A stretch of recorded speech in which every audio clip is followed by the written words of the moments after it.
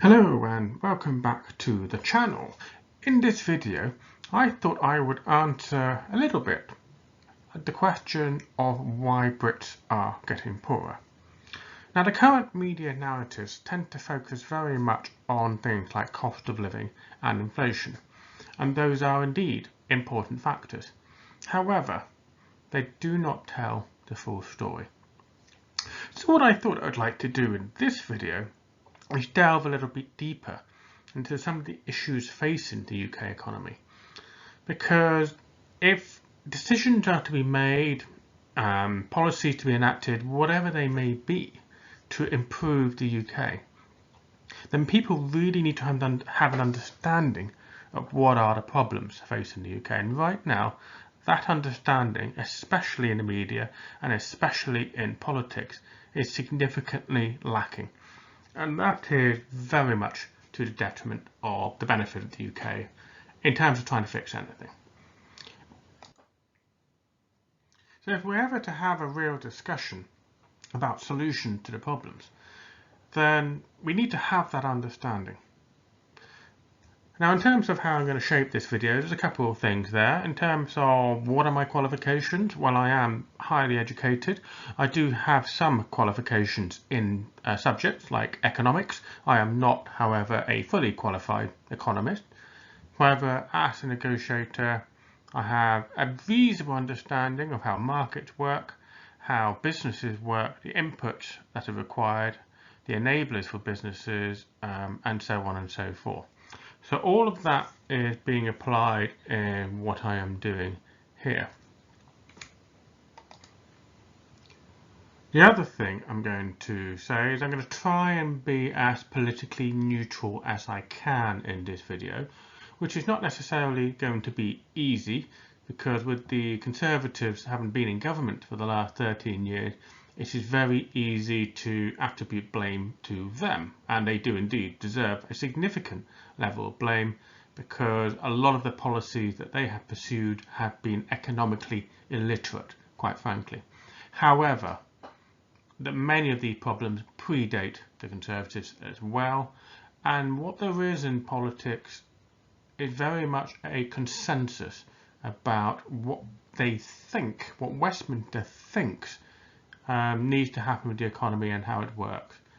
And it might be surprising to many people to realise that actually they're quite wrong. So let's delve into this. Before going into the full analysis of it, I thought a quick recap, a little bit of some of the more important things to remember about the UK economy. Now, the UK, of course, is a very advanced economy. It has a bit of everything. So well-developed regulatory structures, well-developed infrastructure, and a very well-financed high GDP sort of economy. But, and I always caution people about this, GDP doesn't tell you the full story. It doesn't tell you how the economy is working. And too many people rely upon it as a sort of a Bible of truth on what an economy is doing. In reality, an awful lot of things can be happening that the GDP figures will not actually tell you. So let's take a silly example, Russia. At the moment, people are predicting that Russia's GDP is not going to be significantly minus. That is because, in a really bizarre way, war production counts towards GDP. So an economy can look like it's doing lots of economic activity, but if all it's doing is producing stuff that's then going to go away and be blown up, you can perhaps ask the justifiable question of is that valuable economic activity? And is that GDP that will actually sustain and improve that economy going forward? So stuff being blown up in another country, possibly not, you could argue. And of course, the UK isn't doing that sort of thing, not involved in a war, long may that continue. But UK GDP and the way the UK economy works has some certain interesting quirks. Like I said, the UK economy has a bit of everything, but being an advanced economy, the UK is very much dominated by services. So what that means is that over the decades there's less manufacturing, there's less industry, there's less serious agriculture. There's some resource extraction, particularly oil and gas, but not to a significant degree. And to a greater or lesser extent, most advanced economies are like this. So France and Germany, for example, might be similar in many ways, but they tend to have more manufacturing. They might have less natural resources, for example. By complete contrast, if you look like a country like the USA not only does everything, but it actually is reasonably well stocked on everything. So despite some of its many structural issues, the USA, for example, has a significant industrial manufacturing base. They also have considerable natural resources.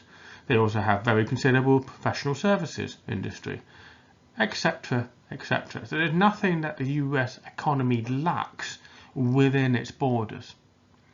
By contrast, whilst the UK has a bit of everything, it isn't as rounded as a country like the US is. This is because the whole economic model has been structured around things like the provision of services.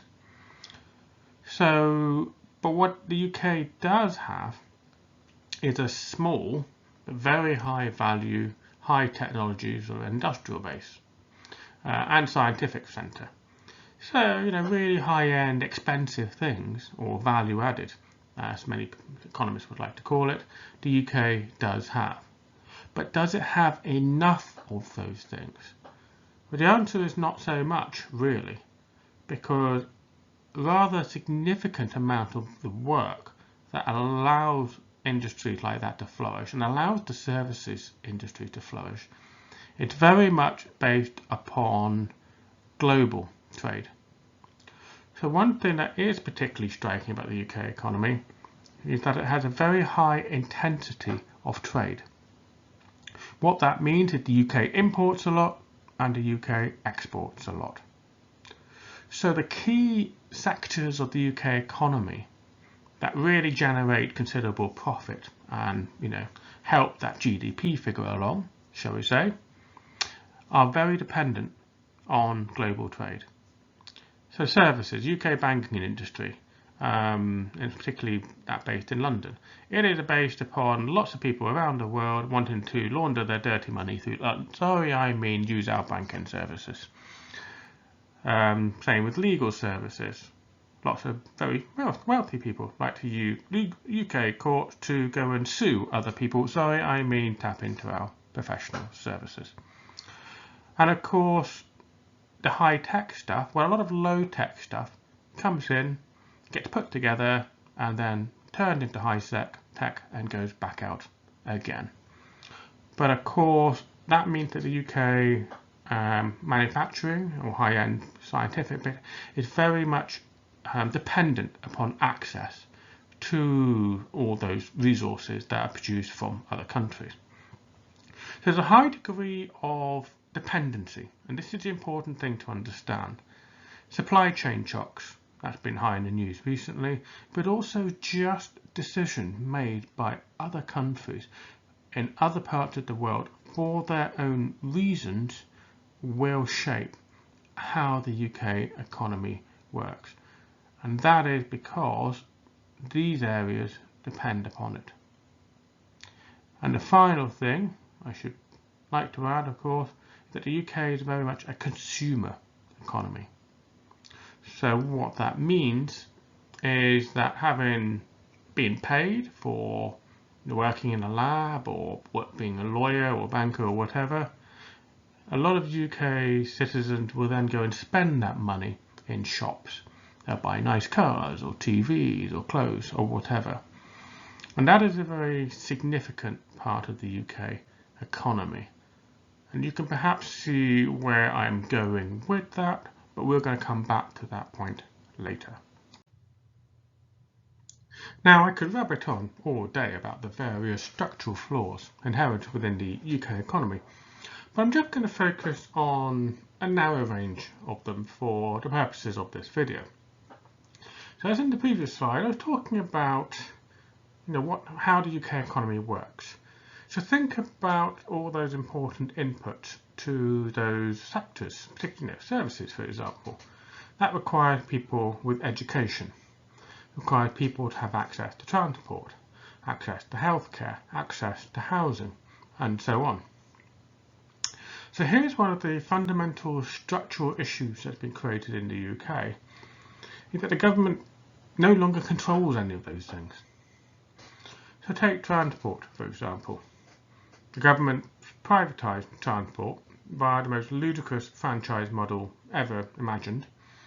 And what that actually means is that the cost of transport just goes up massively and is incredibly inefficient with train cancellations and so on. And that is, of course, before you get anywhere near the issue of inflation and the workers needing to strike in order to get some kind of pay rise. So what that means is UK industry, UK businesses, UK organisation, voluntary, charity, government, whatever, their workers need access to that transport.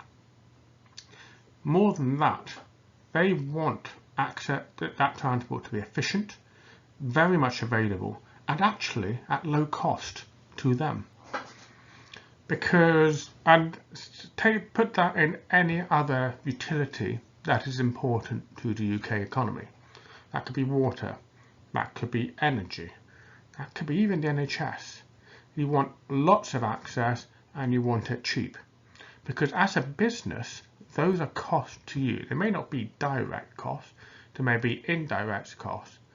But if your employees are facing significantly rising transport costs, they're going to want significant rises in wages, for example, or to be in the office less, or whatever it may be. Plus, if you've got to transport goods, then of course you want them to be, you don't want the costs to be high, you don't want petrol costs to be high, you don't want road tax costs to be high. You also want your workforce to be productive. And it's one thing that the UK economy data had really shown in sharp relief, that the massive collapse of the NHS had led to a huge collapse in UK productivity because so many people are too ill to work, whether that's with COVID, whether they're stuck on a waiting list and whatever. So in all those sectors of the UK economy, you can see significant issues, cost growth and inefficiency all over the place. And any public service, or should be public service that you wish to name. And this is not just a luxury or thing that affects, people individually. It affects the whole economy. So a person that spends longer on the train that they need to get from various different meetings or work sites is a cost to the business, but also a productivity cost to the wider economy. Someone who has to spend 12 months stuck on an NHS waiting list and cannot, focus on work because of the pain or whatever. Again, that is a cost to the economy and a cost to productivity. And this is the structural issue, the massive structural issue that UK faces today, that none of that can be controlled. The government has completely relinquished control of all of these crucial inputs, and yet gets very surprised that inflation is high, that businesses find costs too high, and that businesses can never find the workers in the correct area that they want them because the workers struggle to access those areas, or there's not enough unemployment, or whatever it is. All of that is very much sadly deficient, and that is because of an attitude of deficient planning, let the market decide, whatever it may be. And that is causing real harm to the UK economy. It has always caused harm to the economy, but that has been disguised as long as the economy was growing. Now that the economy is not growing and inflation is really hitting hard, then all of those structural flaws have suddenly become more visible than they have ever been. But this is the point I want to make. They've always been there. It is just now they are more visible to everybody because of all the issues that's been thrown up by the cost of living and inflation. So now I want to turn to the issue of global trade flows. Now, of course, earlier on I pointed out that one of the issues for the UK is that it has a very high intensity of trade. So it's very dependent upon goods and services coming in and goods and services in a changed form going back out again. So a bit of a tongue-in-cheek question, perhaps from me. There's a lot of talk about deglobalisation. It's a very serious topic right now because as a result of the pandemic, as a result of the hostilities with China, as a result of what Russia is doing in Ukraine and how that is dividing the world, economists and geopolitical commentators are really noticing that global trade as a global average of global flows is really declining, really changing. Look at the US, for example. Biden is making a massive issue that he wants the US to have resilient supply chains. That means the US needs to depend upon being able to produce its own stuff or have very close allies that it can easily access that stuff from. So, to cut a really long, complicated story short, that is deglobalisation. Yet at the exact same time that this is happening in the wider world, the UK has essentially massively reduced trade with its nearest neighbours, particularly Europe, and had made itself even more dependent on that international trade flow with further countries, particularly those in the Asia Pacific area, at the worst possible time that you can think of doing this. And this is at a time where every other serious world leader is openly talking about reshoring and onshoring industrial and manufacturing capacity for economic security and political reasons. So looking at you, China, no longer the reliable partner that people thought China was. They don't want China making critical things for them anymore. And in fact, China's got a significant problem in that the US is now leading an effort to ensure that China never has access to the technologies that allow it to manufacture high-end semiconductors and chips, because that is seen as a competitive advantage. And while the US obviously prefers to have that competitive advantage to itself, at the very least, they're going to settle that only their closest allies can have that competitive advantage. So South Korea, Japan and Taiwan, funny that, and the Netherlands are very much top of that list of those allies that the UK is willing to have, to trade with for that technology. But not much else. So the UK, as I say, is bucking a trend here. And the UK is dependent upon that trade at a time when that trade, I wouldn't say is drying up, that would be the wrong phrase to use, but it's becoming more difficult, more restrictive. And so what you do see happening around the world is everyone splitting into regional blocks. So the USA is trying to decouple from China, but it is going to try and increase trade with Japan, with Canada, with Mexico, for example. We shan't talk about US and European relations. That's a topic for another day. The Europe, of course, is looking very much inwards and investing within its member states, possibly adding new member states, but still within those boundaries, and still looking to their near neighbours that are of value to them. So that would be countries like Morocco and Algeria, who have lots of resources, natural resources, that are of value to Europe. So they're trying to build trade flows there. And whilst Macron and the President of the EU might talk about not decoupling from China, there is no doubt that there is going to be more wariness when it comes to having any further dependency or increase in trade with China. After Russia, just forget it. Latin America, Africa, these are all looking to themselves and trying to figure out who are going to be their best international partners to help them meet their objectives And big hint, not the UK. So where does the UK fit in all this? Where did the UK slot in when it comes to those emerging power blocks? I mean, I don't see the UK joining the Russian-Chinese axis. I suppose the UK could join the sort of South Korean, Japan, Singapore, Indonesia type axes, but you know they're physically a long way away with different concerns as well as different geography. The UK has not done well in improving its relationship with the EU. That might change in the future. The UK has also not applied to become the 51st state of the United States of America, and whilst it has some privileged access on the high-end technologies, that is certainly a very far cry from full market access. So again, we come back to this question: what is the UK strategy in this global world?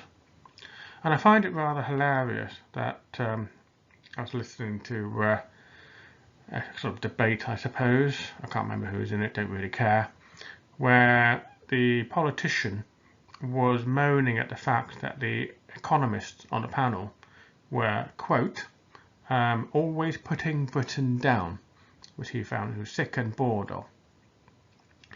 Well, my answer to that a little bit is, no, they're not putting Britain down, they're putting you down, you and your failed strategy. Because in a cost of living crisis, in a decoupling world with significant tensions, the strategies for coping with that changing environment, well, it's like they don't even know that the world is changing. They don't seem to recognise that their grand plan for deregulation and more significant and tariff-free trade is just not going to happen in a world that's breaking up into power blocks. And so that is a strategy that is blatantly not going to succeed.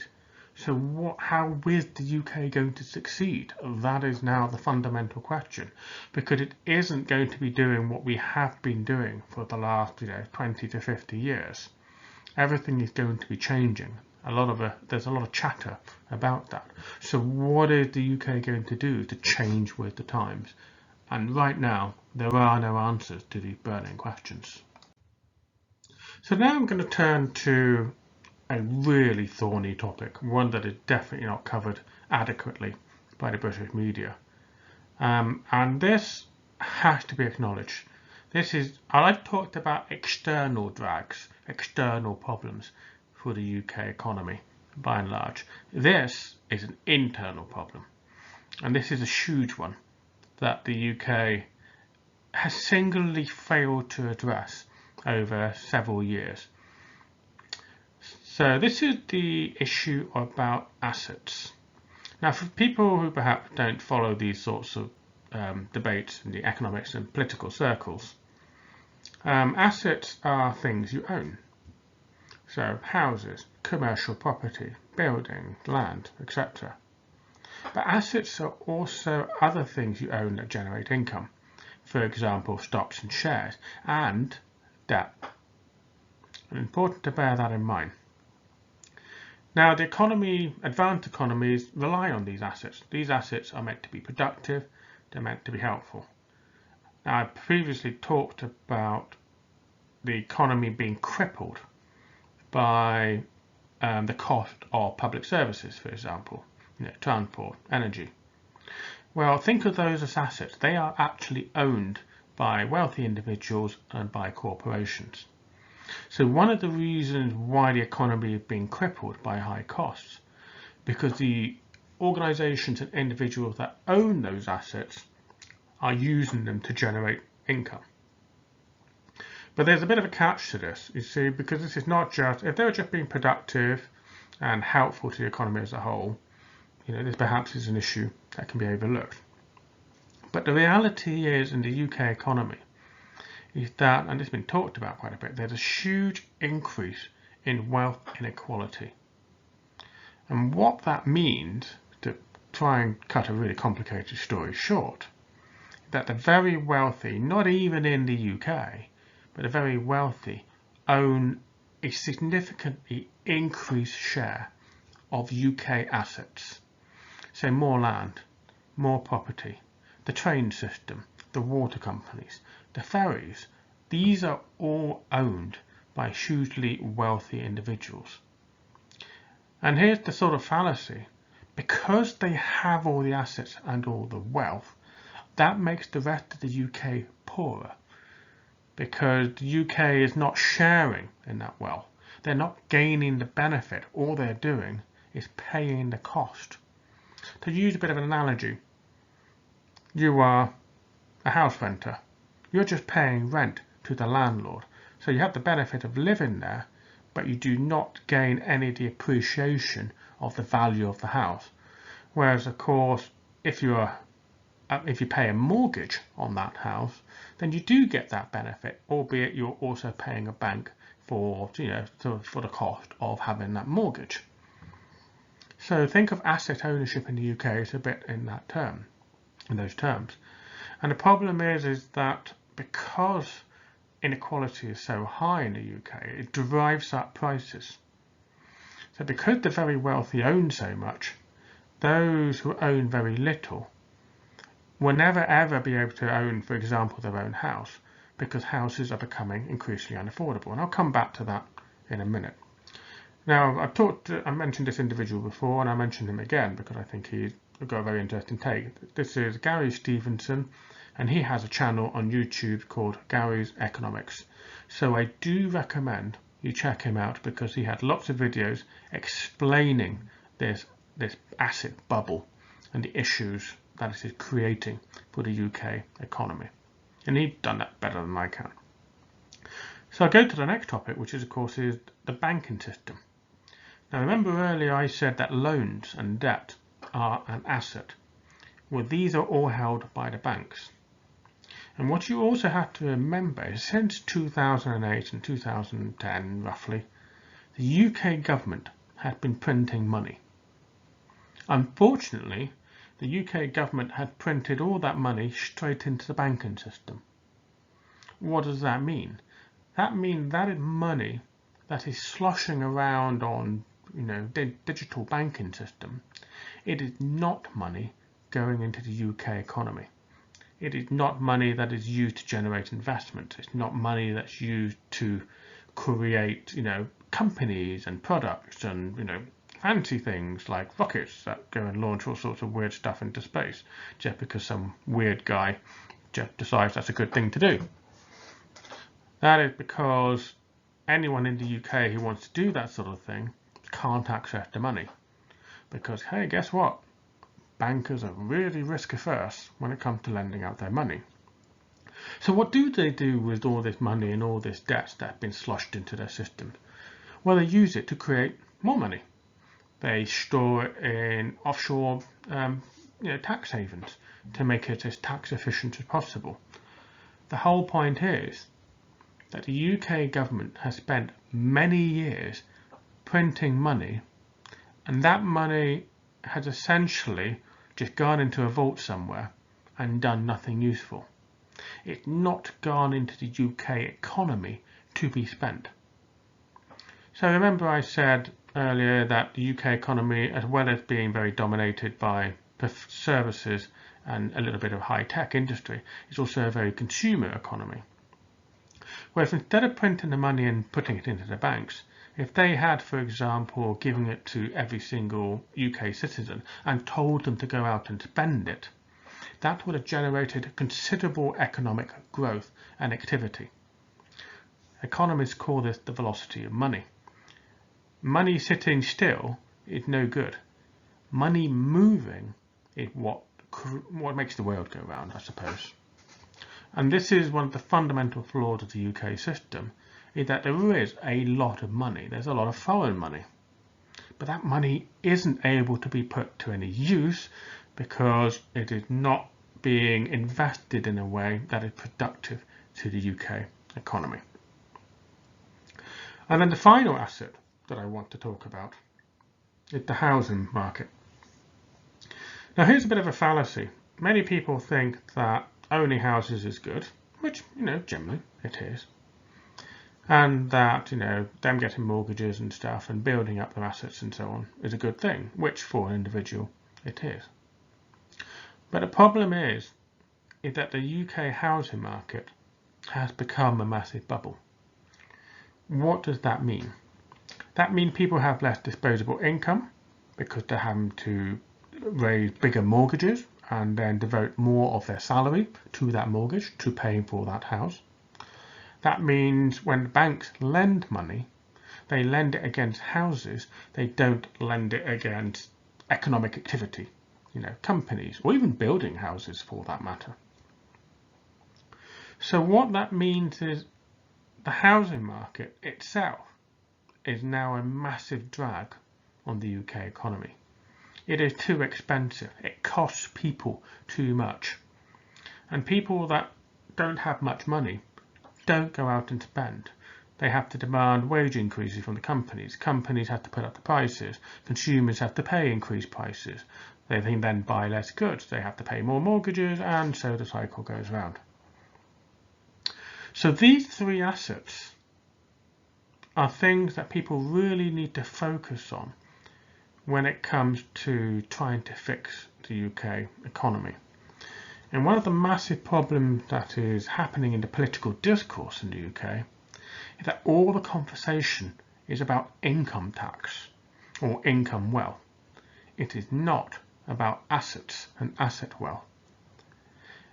And there are no policies for tackling those issues, whatever those policies may look like, and political opinions can differ on that. But if there are no policies to tackle those issues, those bubbles will continue to increase. So, to use a simple example that anyone can understand, for more people to own houses or to spend less on houses, whether that be mortgages or renting, there needs to be more houses. So that needs to build a massive building program. Or you could do some kind of price control, but that's more controversial. The wealthy their money needs to go into the UK economy, not into offshore tax havens. That is a position any government should take, because any government with half a brain would know that money leaving the economy is essentially dead money. That doesn't help them. They don't want people saving money, they want people spending money. That is how advanced economies work. And for some reason, the whole UK economy, through the banking system, through professional services, through how the politicians talk about it, is all about preserving and saving it and locking it away, not actually using it in a way that's productive to the economy. And as a result of that, you've got all these asset bubbles building up, because the money is just piling up and not actually moving. So perhaps to summarise everything I've said so far, what are the results of all this economic mismanagement, poor policy making decision over the course of many decades? Well, we can see it in the cost of living. We can see it in inflation. Those are the visible effects. But we need to break that down a little bit. I've talked about the fact that the inputs into the UK economy, whether that be through healthcare or transport or energy, all of that has caused huge issues. Or perhaps a little example, just to highlight the true fallacy of allowing input costs to go up so high. At the beginning of this year, Prime Minister Rishi Sunak talked about halving inflation, which was absolutely hilarious, really, because basically he was going to try to achieve that target by doing absolutely nothing. Well, the irony is the UK has high inflation because he did absolutely nothing. So this time, or a little bit earlier last year, just when all the energy costs went up, Rishi Sunak had the power to prevent the inflation spike that the UK is currently experiencing. He absolutely had the power to do that, and for ideological reasons, he decided not to use it. What do I mean by this? Well, all we had to do was stop energy costs from going up.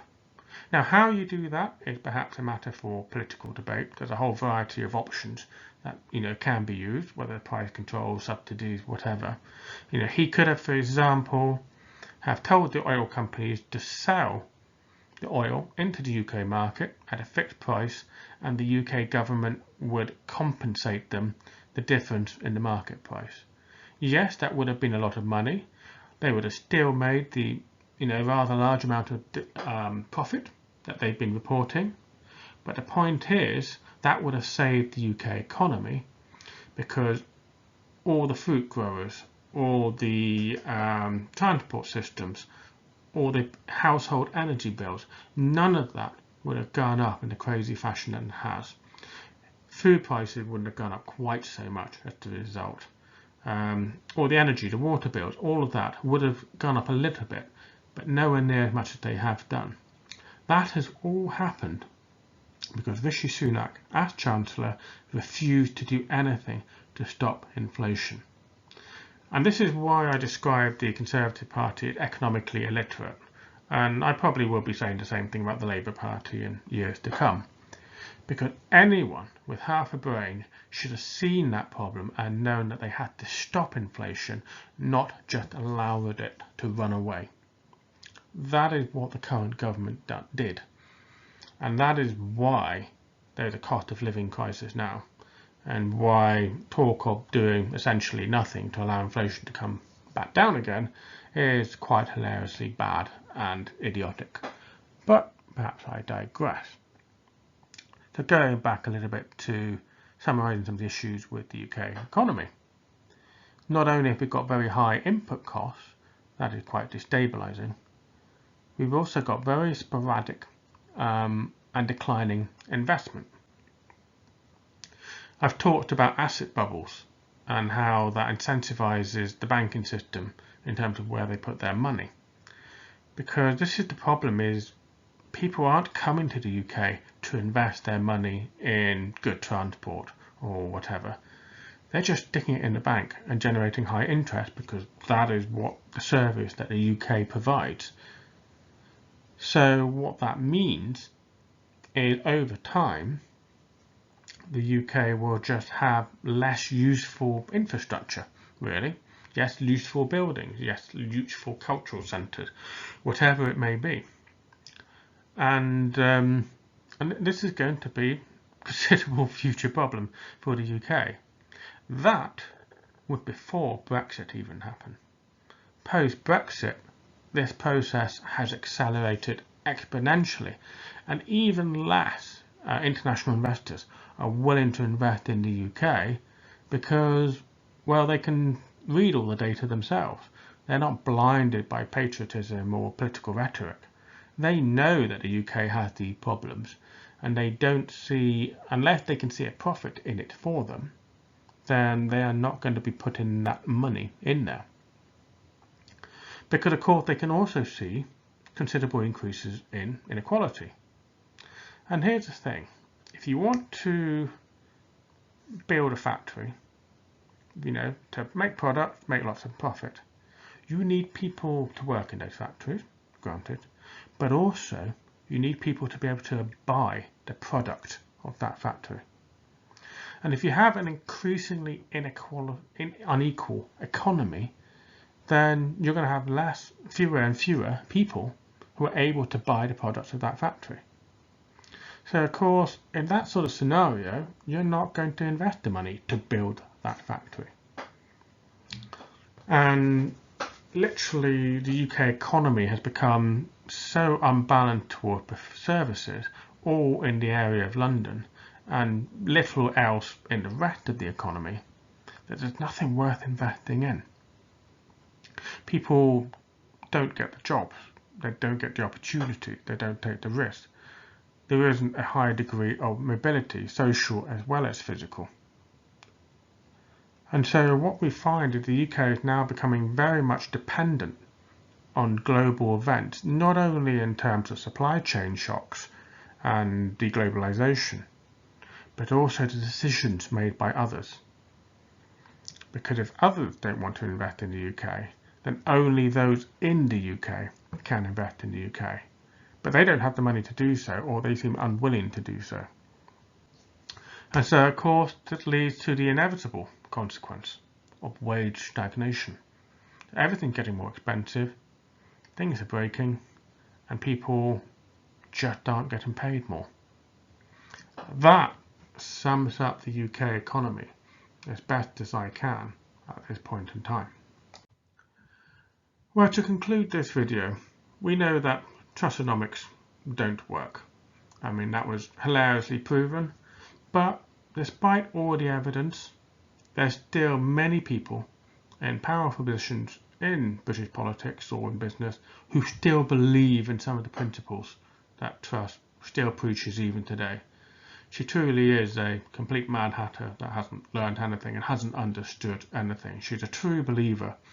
And, reality, facts, pragmatism, these are all strangers to her and those people who are very similar to her in terms of what they believe. I try not to believe too significantly in very much. And this is because I want to be objective and I want to be pragmatic.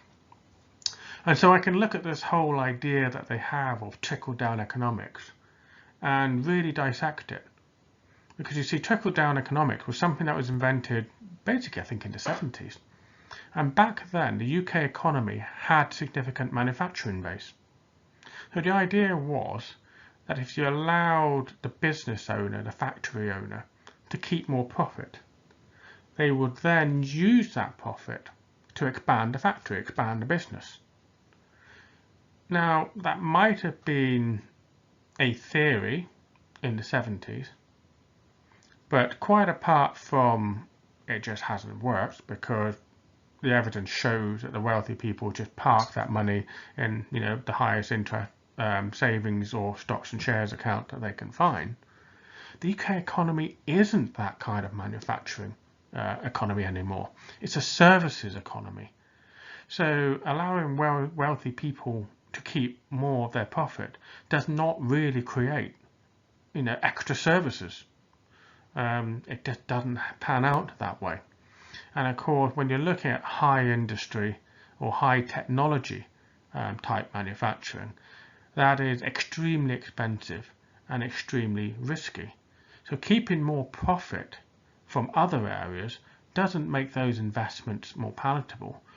What makes those investments more palatable is how you manage risks and how you're able to exploit, whatever it is you develop or invent from that investment. So what this all means is there's too many people believing very outdated economic theories that have no bearing on the current, economy of the UK. But the past decisions of the current economy of the UK, for example, the extensive privatisation, the extensive deregulation, has meant that the UK state has completely lost control of all those past tools, those past economic levers that they could have pulled to move the economy in the direction they wanted. They can't make transport cheaper without nationalisation. They can't make energy cheaper without destroying the energy companies and the privatisation model. And they certainly can't fix the NHS by just pouring money into it. What they need to do is considerably more complicated than that. That is not to say there shouldn't be more money. There's just say throwing more money without much thought is not going to generate the results that they want. That is a long and complicated story that I might go into in another video. But really, the takeaway point here is that the UK government has no more control over the economy. The economy is at the whim of global events, and there's very little the UK government can do to positively move it in any meaningful way. So what this means really is that the whole economy is built upon perverse incentives. So putting money into banking, Russian oligarchs putting money into very expensive housing in central London. It's a nice way of laundering money. People perhaps might invest in poor and depressed parts of the UK, which in normal run of things should be good. They might produce a factory, but they'll do that because labour is cheap and the people there are desperate. And if the economy continues to be deregulated, then the lives of those people and their ability to have money in their pocket, which they can then put back into the UK economy, just won't be there. There's no such thing as a national living wage if you don't actually have the ability to live off it, as you've earned it. So these are all the things that have to be borne in mind when talking about why the British population is becoming poorer. It is not because of the war in Ukraine. It is not because of supply chain shocks, significant as those impacts are. It's not even because of Brexit, very significant as that policy is. It is because of all these structural issues that successive generations of politicians have failed to address, failed to understand, and failed to develop coherent policies for. So that concludes all this analysis. I hope you didn't find it too deep or confusing. Very happy to clarify on any particular point or answer on any question that people might have. And I hope that you found this helpful and insightful. Please do like and subscribe and comment in the video box below.